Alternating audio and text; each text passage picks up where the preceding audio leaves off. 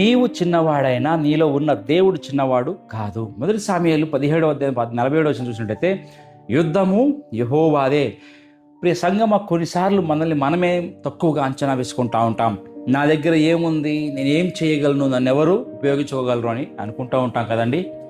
కానీ దేవుడు నీ చేతిలో ఉన్నదాన్ని కాదు కానీ నీ చేతిలో ఉన్న దానిని ఆయన కోసం ఉపయోగించడానికి నీ యొక్క సిద్ధతను ఆయన చూచేవాడుగా ఉన్నాడు.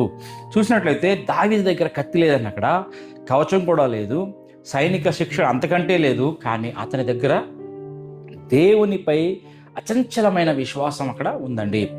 గొల్యాతు తన శరీరాన్ని చూపించాడు, దావీదు తన దేవుణ్ణి చూపిస్తా ఉన్నాడు. గొల్యాతు చూడడానికి భయంకరంగా ఆకారంలో పెద్దవాడండి, కానీ దేవుడు ఆయన కంటే భయంకరమైన గొప్ప దేవుడై ఉన్నాడు.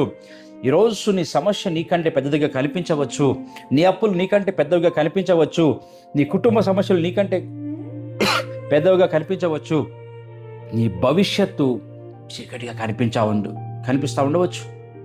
కానీ ఒక్క విషయం గుర్తుపెట్టుకో, సమస్య ఎంత పెద్దదో కాదు, నీతో ఉన్న దేవుడు ఎంతో ముఖ్యమైంది. ఎవరో ముఖ్యమైంది.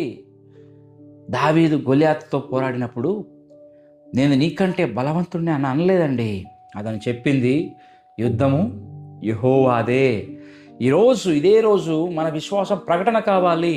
నా పోరాటం నాది మాత్రమే కాదు, ఇది యెహోవాదే అని చెప్పేవారుగా ఉండాలండి. చూడండి, మన పని కేవలం నమ్మడం, మన పని నిలబడడం, మన పని వెనక్కి తగ్గకుండా ముందుకు సాగిపోవడం. గమనించినట్లయితే ఫలితం దేవుని చేతిలో ఉంది.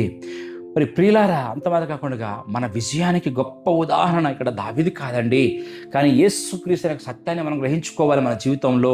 ఎందుకంటే సిలువపై యేసు ఓడిపోయినట్లుగా కనిపించాడు, కానీ శత్రువు గెలిచినట్లు కనిపించింది కానీ సమాధి మూసిపోయబడింది. కానీ మూడవ రోజు యేసు ప్రభు వారు లేచాడని సత్యాన్ని మనం గ్రహించుకుంటున్నాము ఈరోజు. అందుకే ఈరోజు నీ పరిస్థితిని చూసి భయపడకు.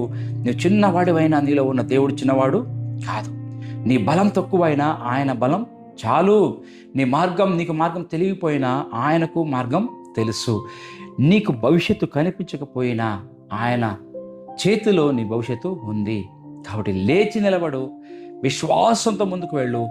ఎందుకంటే యుద్ధం నీది కాదు, అది యెహోవాదే. దేవుడు మనల్ని ఆశీర్వదించును గాక.